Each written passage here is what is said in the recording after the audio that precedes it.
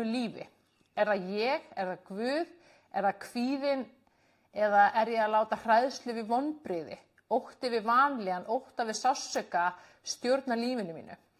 Og hvað haldið það séu margir sem að lifa lífinu sínu í stöðugum flótta frá neikvæðum tilfinningum eða vanlíðan eða flótta frá erfiðleikum? Hvað haldið það séu margir sem að leyfa sér ekki að elska við ótta við særindi eða sársauka eða höfnun? Leyfa sér ekki að treysta af ótta við svik eða vonbrigði, leyfa sér ekki að fara alla leið með Guði af ótta við að mistakast, að verða atlægi eða klúður einhverju.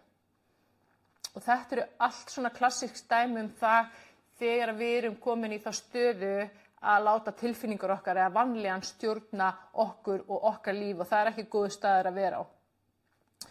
Eins og ég sagði áðan, við verðum berskjölduð, við erum óvarin, við erum auðvelt skotmark og við erum ofboðslega fljót að leggja á flótta og fljót að sökkva í svona vanlíðunar pitt.